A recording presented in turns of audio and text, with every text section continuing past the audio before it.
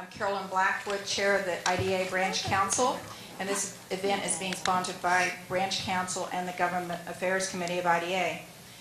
We have an amazing program. If you can see this list of speakers, we're going to be revolving through speakers at a very fast clip.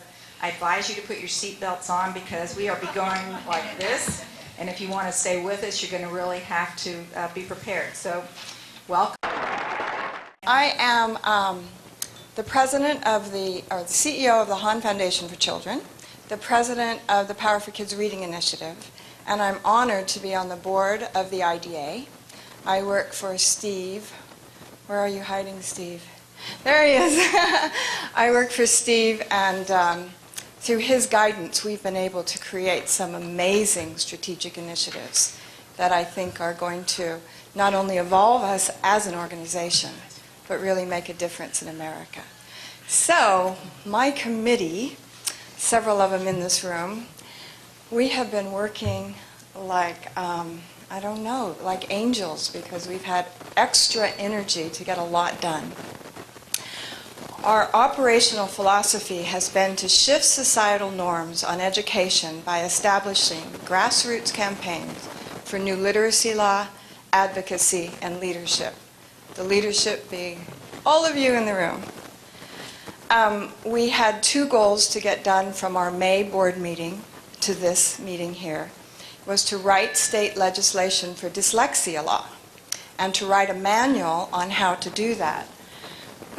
We set out with tasks. First, we had to evaluate 10 existing state laws on dyslexia, on reading, on literacy. We had to look through all of their strengths and weaknesses. The next thing we had to do is, especially for me as their captain, I needed to reintroduce myself on the ethos of dyslexia, ELL students, LD students, impoverished kids, struggling readers. What do they all mean?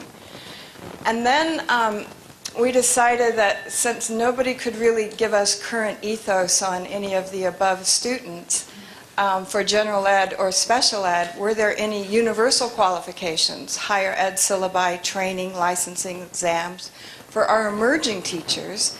And then we looked across states and colleges of education to see if there was anything universal for our existing teachers in both special ed and general ed for reading. Obviously we found none. Then it dawned on us about June that we better understand all the federal laws, because if we're going to enact state law, we want to make sure we can get that federal funding stream for all of the schools in our state. And then this was the fun part for me. I got to travel out through the country, rushing around, talking to everyone I could about dyslexia law, literacy law, reading, all of our kids. Talked to teachers' unions, different organizations, deans, and it was fun because, boy, did we get comment. And because of all these meetings and all the research we did, we decided that we couldn't write a law on dyslexia. We had to write model literacy law in general education for all kids and all teachers of reading. And I want you to look at that word, teachers of reading. Because what we're trying to do is we're trying to separate all the other teachers and what we're doing with Common Core. And we want that to become a standard because that's where our first focus can be.